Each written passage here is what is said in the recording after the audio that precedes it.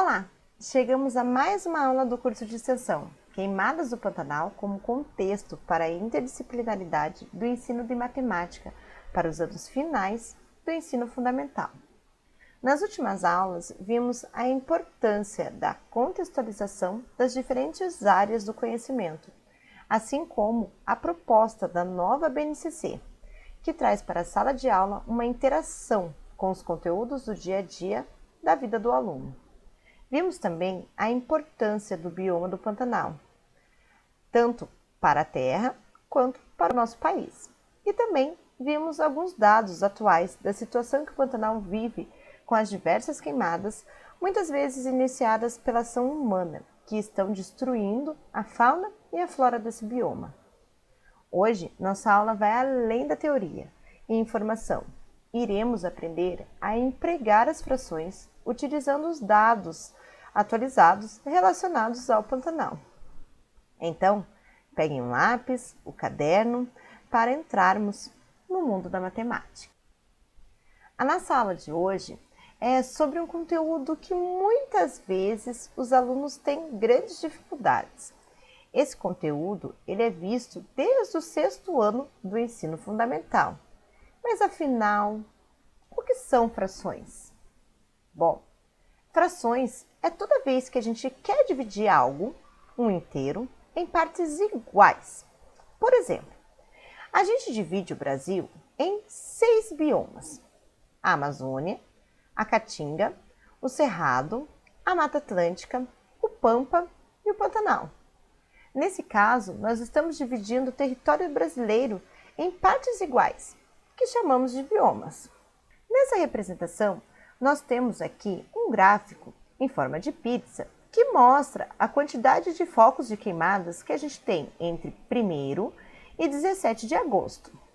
Nesse caso, para nós ainda, esse número não nos importa. Eu só quero que vocês observem como que a gente está dividindo essas um todo em partes. Então aqui a gente tem os nossos 6 biomas: Caatinga, Mata Atlântica, o Pantanal, o Cerrado, o Pampa e a Amazônia.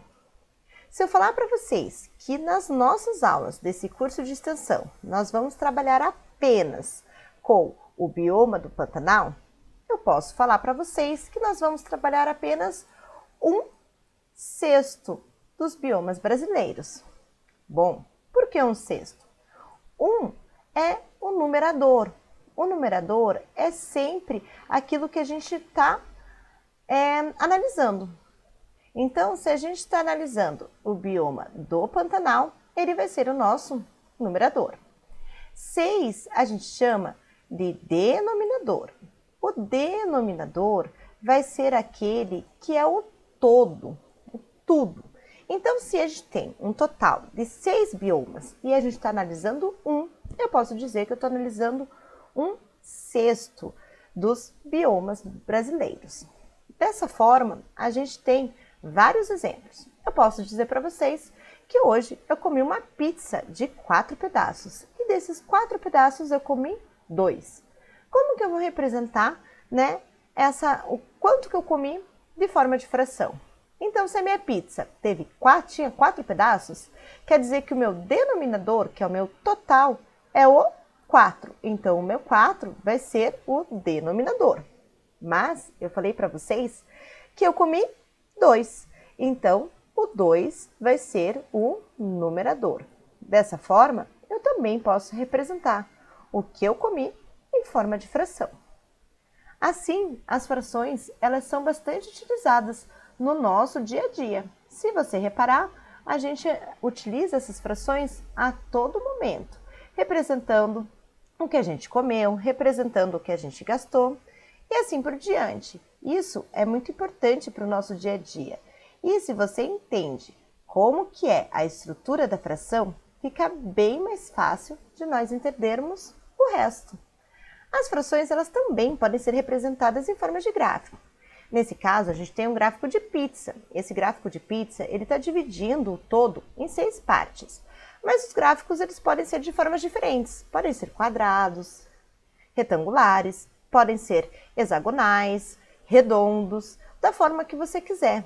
Então, para você representar esses gráficos, é só você pensar o quanto de pedaços que você tem e pensar o quanto, né, que você está utilizando. Vamos utilizar o exemplo aí, né, do 1/6. Se eu quisesse representar esse 1/6 de outra forma, como eu poderia representar? Eu posso representar num retângulo. Se eu pegar o meu retângulo e dividir ele em 6 partes iguais, 1, 2, 3, 4, 5, 6. Então, eu tenho como denominador o 6, que é o meu todo. Agora, no caso do Pantanal, ele é apenas um bioma nesses 6. Então, eu tenho novamente 1/6.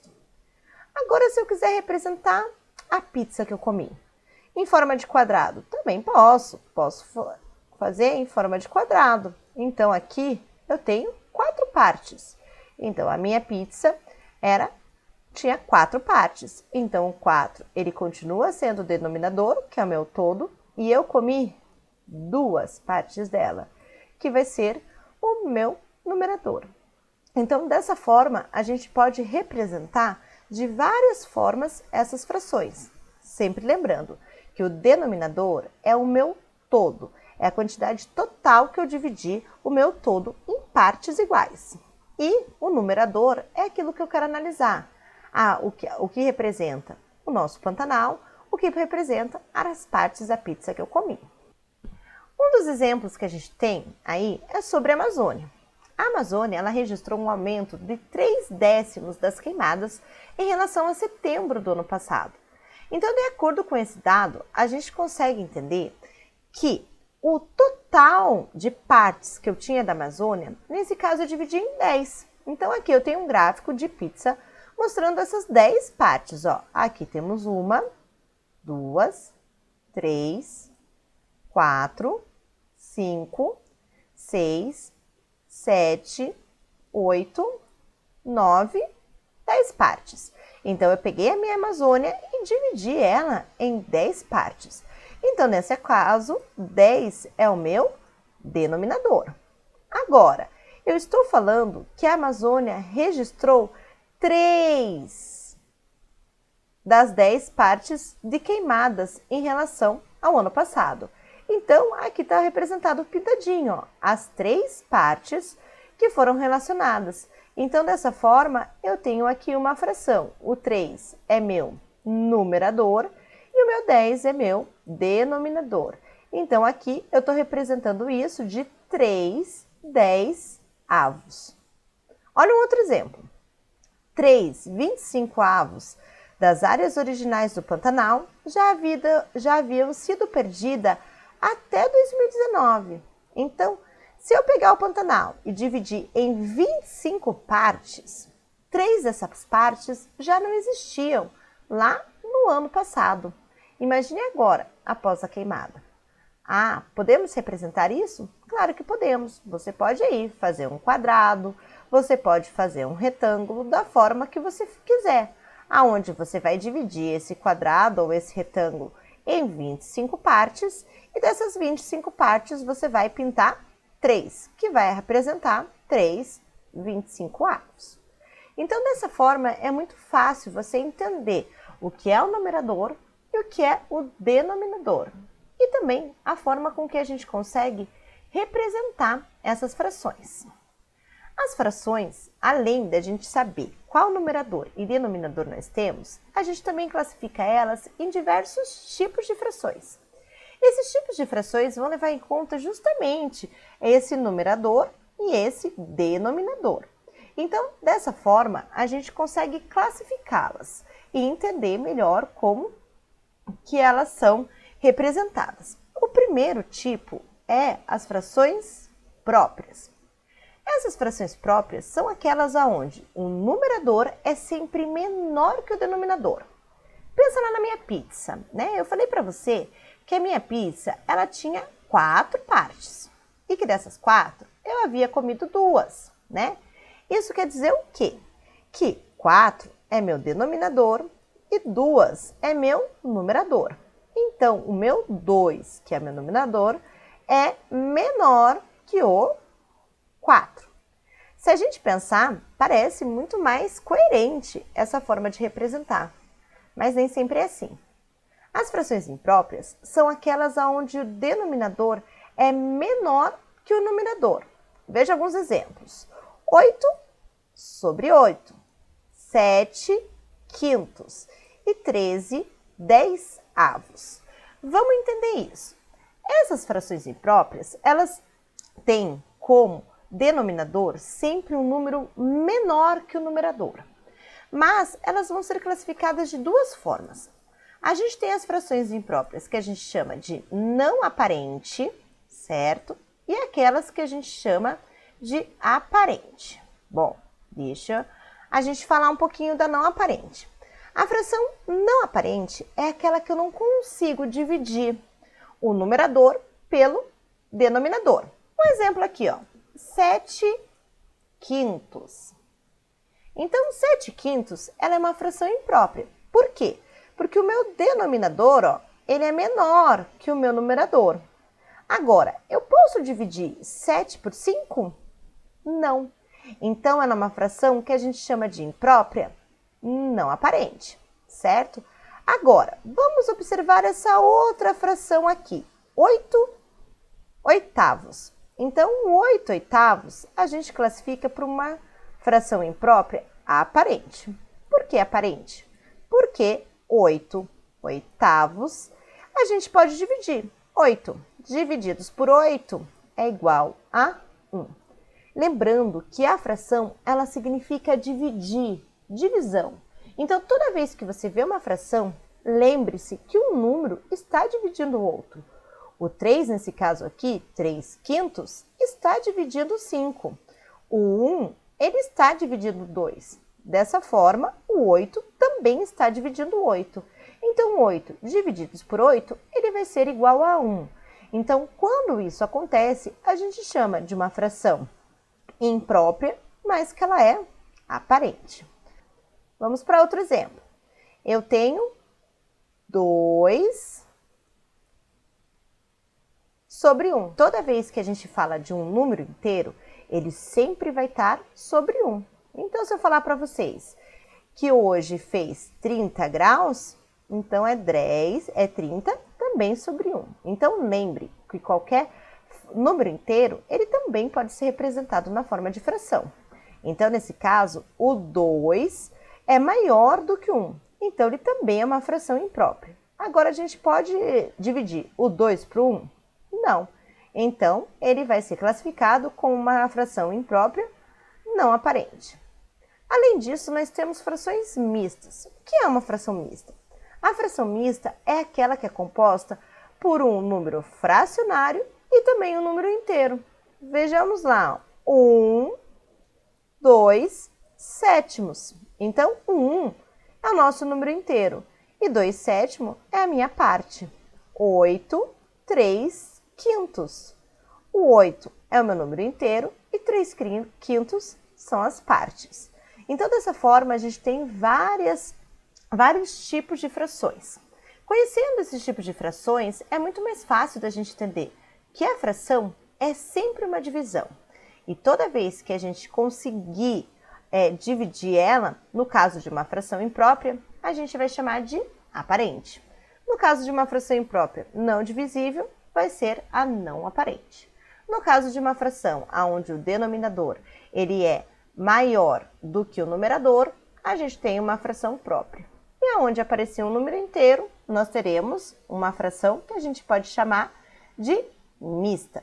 Então, dessa forma, fica mais fácil da gente entender essas frações. Bom, o que acontece? Se a gente já sabe que as frações têm tipos diferentes e também que a gente já sabe, estruturar essa fração, a gente já consegue entender o que são frações equivalentes. Frações equivalentes é quando tem uma equivalência das partes que a gente está analisando. Vamos supor, aqui nessa representação, eu tenho um todo que está dividido em duas partes. Então, o meu denominador é o 2 e o meu numerador é o 1. Então, eu utilizei uma única parte desse todo que está dividido em 2. Então, nós temos um meio. Agora, se eu pegar esse mesmo todo e dividir ele em 4 partes, então eu vou ter agora o meu denominador 4 e o meu numerador 2. Então, eu tenho 2 quartos. Agora, se eu pegar esse mesmo todo e dividir ele em 8, então eu tenho o meu denominador 8 e o meu numerador 4. Agora, observe essas representações. Elas colocadas uma abaixo da outra, elas não estão representando a mesma coisa? Olhe bem, essa uma parte é o mesmo do que essas duas partes juntas, que são a mesma coisa do que essas 4 partes juntas. Quando isso acontece, a gente chama essas frações de frações equivalentes. As frações equivalentes é quando multiplicamos ou dividimos as frações pelo mesmo número, tanto o denominador quanto o numerador, e obtemos uma fração equivalente.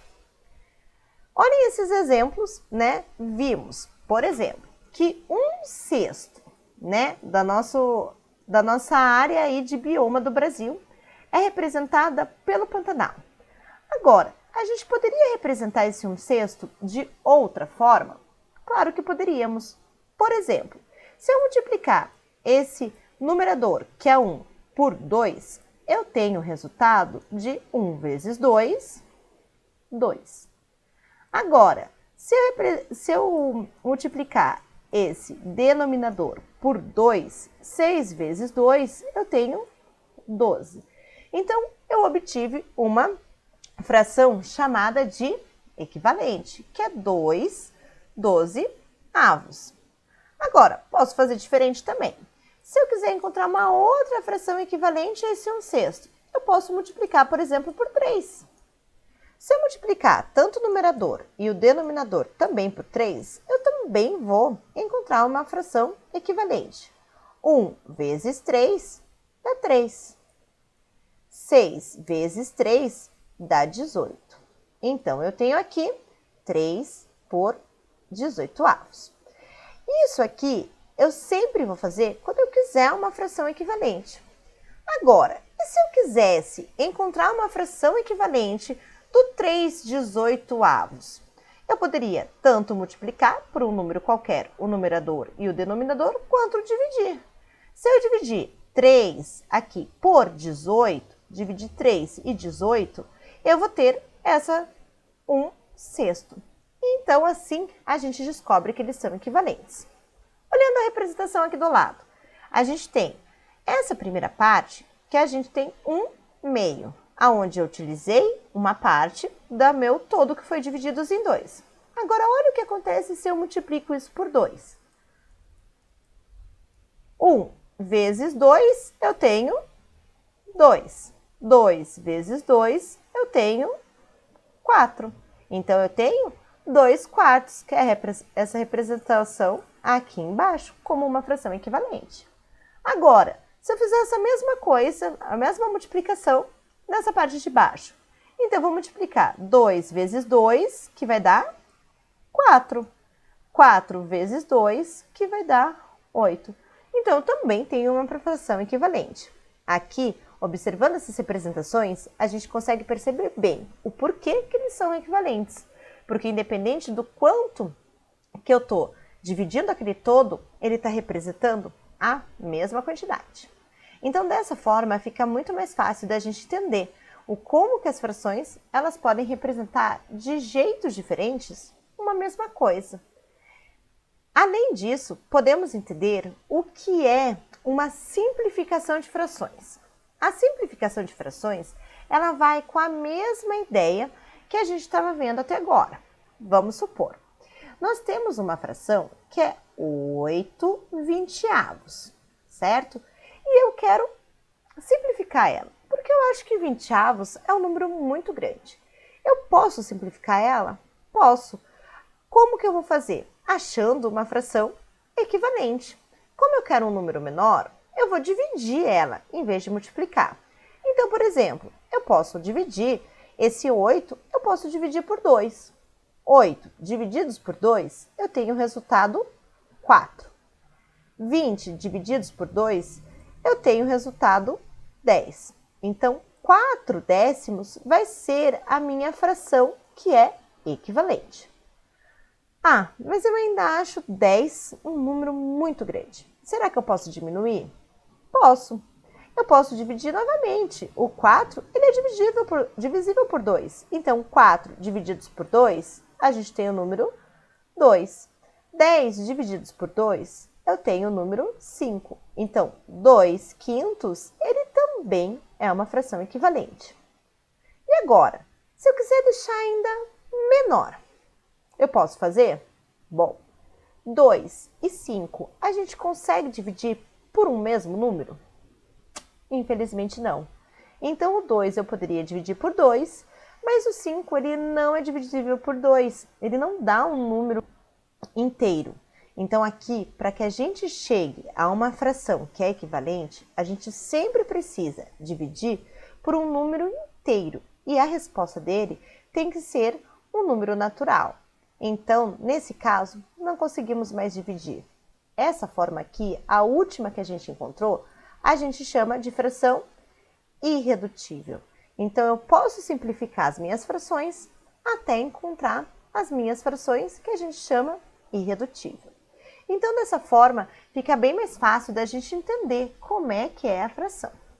Vamos entender lá o que a gente viu, né, das cheias do Pantanal.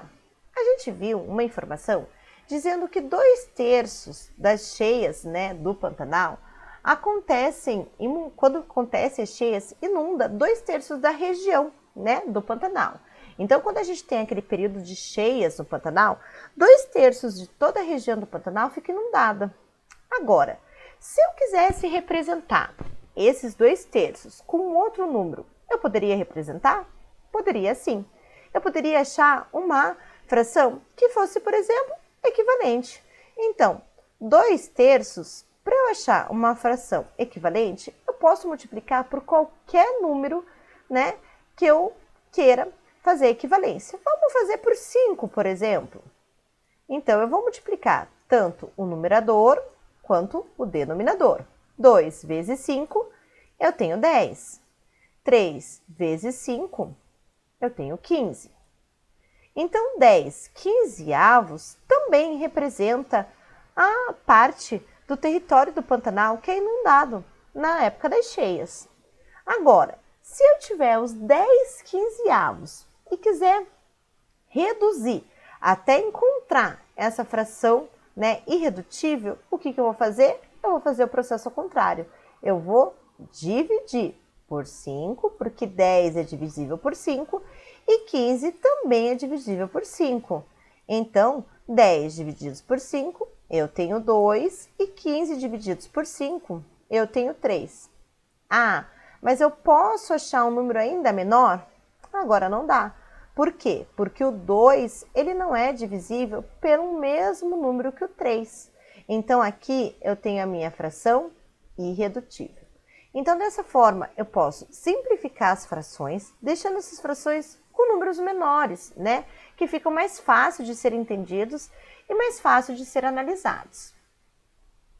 Bom, chegou a hora que a gente tem que falar um pouquinho das operações com as frações, né?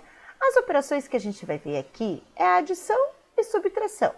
E essas operações, elas são bem tranquilas de fazer, mas elas podem seguir dois passos. Primeiro, aquelas operações que a gente vai ter denominadores iguais. Então, para eu somar e diminuir, né, essas frações, é bem fácil. Toda vez que eu tiver denominador igual, o que eu faço? Eu repito o denominador e faço a operação utilizando o numerador. Então, aqui, se é 8 mais 12, ele vai dar igual a 20. Então, o resultado dessa minha primeira operação, que é 8 meio mais 12 meios, vai ser 20 meios. Então, eu só repeti o denominador, que é igual, e fiz a operação de adição com os numeradores. Agora, olha que legal. Esse 20 meios, ele pode ser representado de outra forma. Como que eu vou saber isso? Fazendo a minha simplificação, né? Aqui no caso, a gente já sabe que a fração, ela representa o quê? Uma divisão. E 20 divididos por 2 é igual a 10. Então, eu falar 20 meios é a mesma coisa que eu falar um número inteiro, que é o 10. Olha esse outro exemplo. Nesse outro exemplo, a gente tem 3 frações sendo somadas. 1/13 mais 5/13 mais 3/13. Como o denominador é igual em todas as frações, fica muito fácil. Você vai repetir o denominador e vai somar, nesse caso aqui, todos os numeradores. 1 mais 5 vai dar 6, 6 mais 3 vai dar 9. Então, eu tenho como resultado 9/13.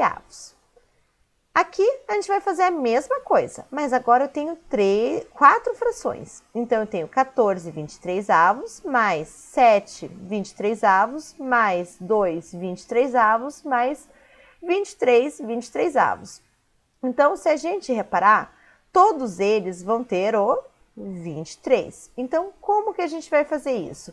A gente vai repetir o denominador e fazer a operação com esses aqui de cima. Então, 14 mais 7, a gente vai ter 21. 21 mais 2, a gente vai ter 23. 23 mais 23, a gente vai ter 46. 46 eu posso dividir por 23. Então, 46 divididos por 23, eu tenho como resultado aqui 23, tá? Esse 1 aqui está no lugarzinho errado. Ele devia estar aqui, porque 23 divididos por 23 é ele que vai dar 1. Então, o resultado nosso vai ser 23. Bom, vamos analisar agora como que a gente vai fazer a subtração com denominadores iguais. Então, a regra é a mesma. Denominadores iguais, a gente vai repetir o denominador. Então, nesse caso, 12 meios menos 8 meios, repito o denominador, que é 2, e realizo a operação com os numeradores. 12 menos 8, eu tenho 4. 4 é divisível por 2, então eu simplifico e tenho 2 inteiros. Aqui, a mesma coisa. 13 avos em todos, então eu repito o denominador e faço a operação com os numeradores. 5 menos 3, eu tenho 2. 2 menos 1, eu tenho 1. 13 avos. E aqui, a mesma coisa. Eu tenho todos os denominadores iguais, então eu repito o 23 avos, que está aqui, e faço a operação de subtração com os numeradores. Então, eu tenho 14 menos 7 menos 2, dando 5/23 avos. Então, dessa forma, fica muito fácil de você realizar essas operações com frações. Agora, sempre é assim? Não. Quando a gente tem denominadores diferentes, a gente tem que fazer o tão amado mínimo múltiplo comum, MMC. O MMC é a forma que a gente tem de achar, um denominador comum para essas frações e conseguir realizar essa operação. Então, como que a gente vai fazer? Vamos supor, eu tenho aqui 2/3 mais 5/6. Então, eu vou colocar aqui embaixo, 2/3 mais 5/6. Se a gente reparar, nós temos denominadores diferentes. Então, a gente vai ter que achar um mínimo múltiplo comum. Para quem não lembra, como que a gente acha o mínimo múltiplo comum? A gente coloca lá o 3 e o 6, que são meus denominadores, e eu vou dividindo pelos números primos que são dividíveis por eles, por todos aqueles números que são divisíveis. Então, entre 3 e 6, o primeiro número que eu consigo dividir, além do 1, é o 2. 2 divididos por 3 não dá para dividir, então eu repito 3. 6 divididos por 2, eu tenho 3. Agora, eu tenho 3, então eu vou colocar o 3 aqui. 3 divididos por 3 dá 1, e 3 divididos por 3 também dá 1. Acabou. Deu 1 nos dois, acabou o meu MMC. Aqui eu multiplico. 2 vezes 3, eu tenho 6. Opa, eu fiz aqui errado, gente, uma falha aí. Eu fiz em vez de 2/3 mais 5/6. Tá diferente desse de cima aqui, tá? Mas vou realizar essa operação aí que vai dar um pouquinho diferente do que tá lá em cima por serem números diferentes. Eu simplesmente troquei aí, mas sem problemas. Então, vamos lá.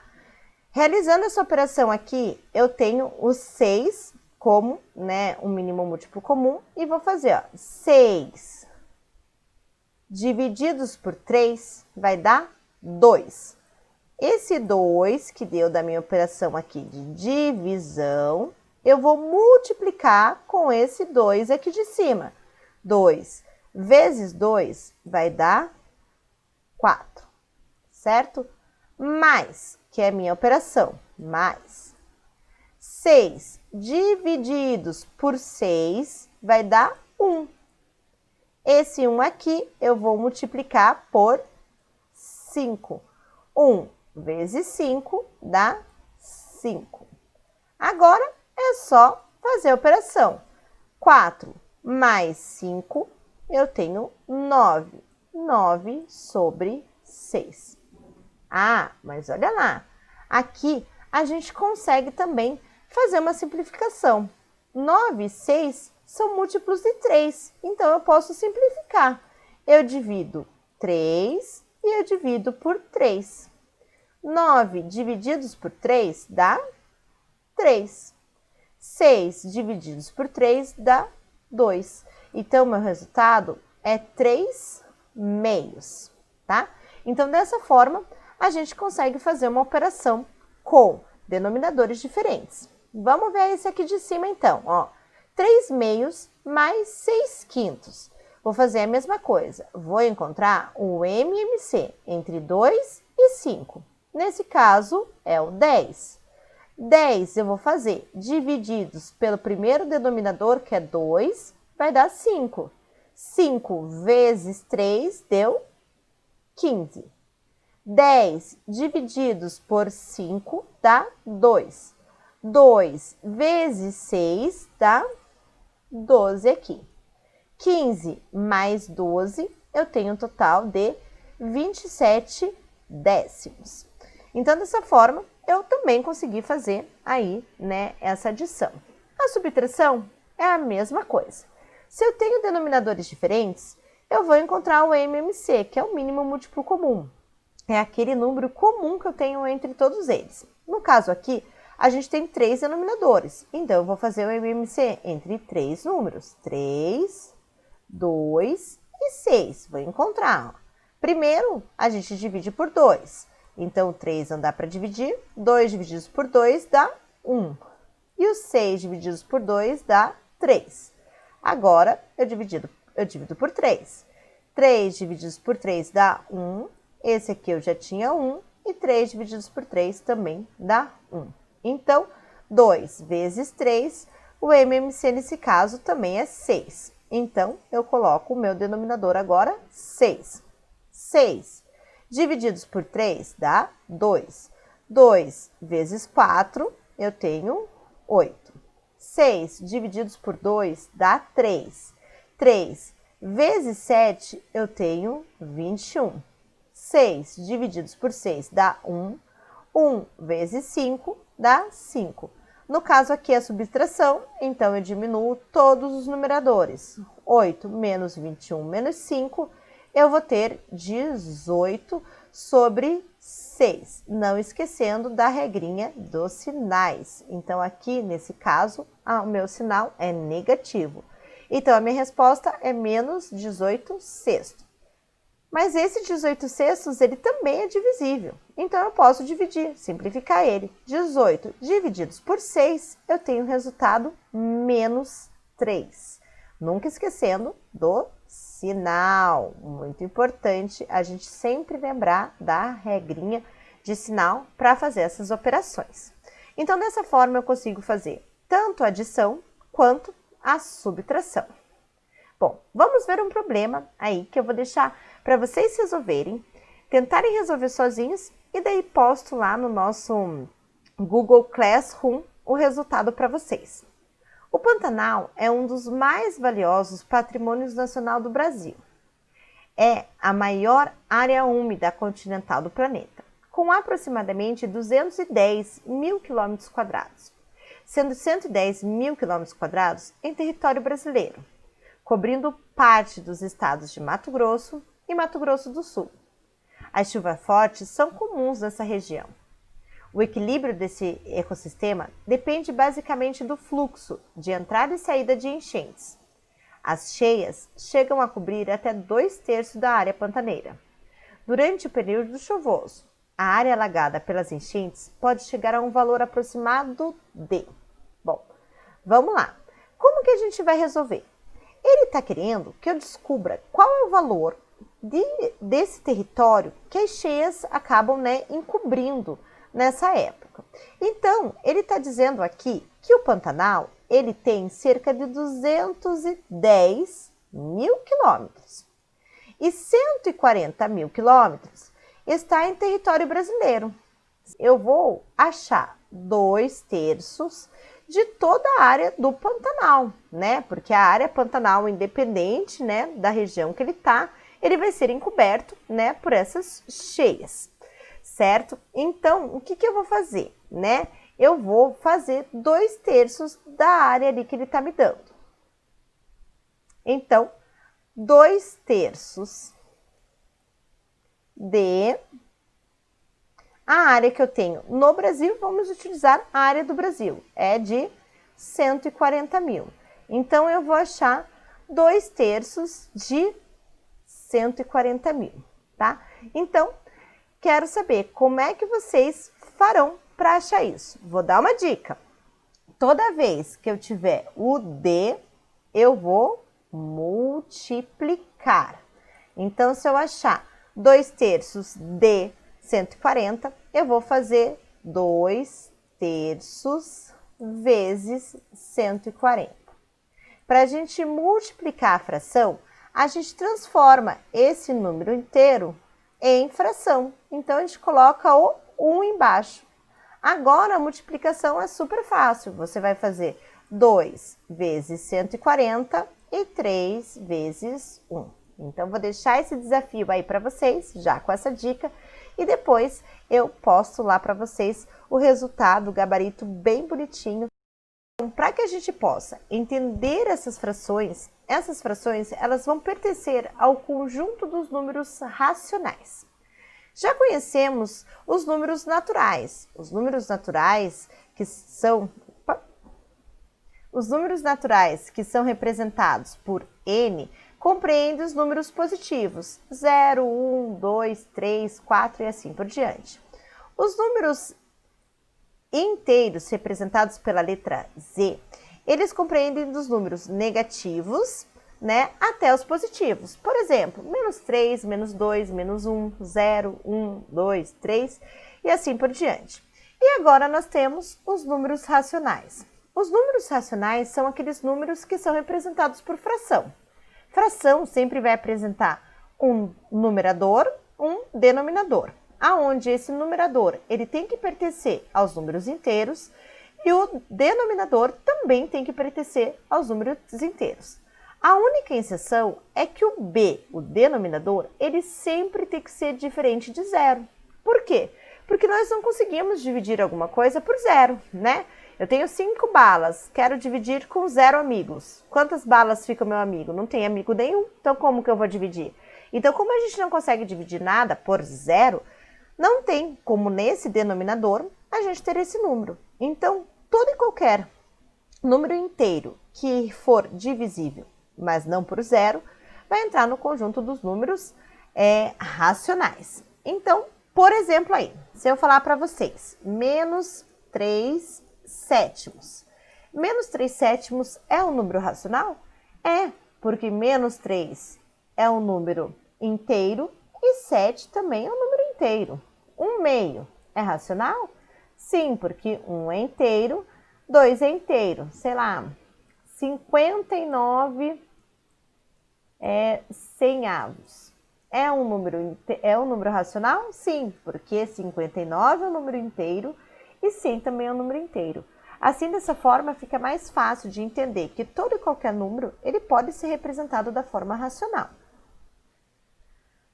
Bom, a gente pode fazer uma transformação desses números racionais. Isso quer dizer o quê? Eu posso transformar esses meus números racionais em números que são decimais. Como eu faço isso?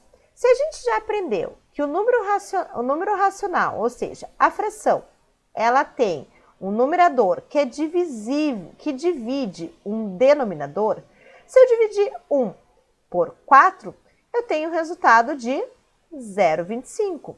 Se eu dividir 1 por 2, eu tenho o resultado de 0,5. Como que eu faço isso? Divisão.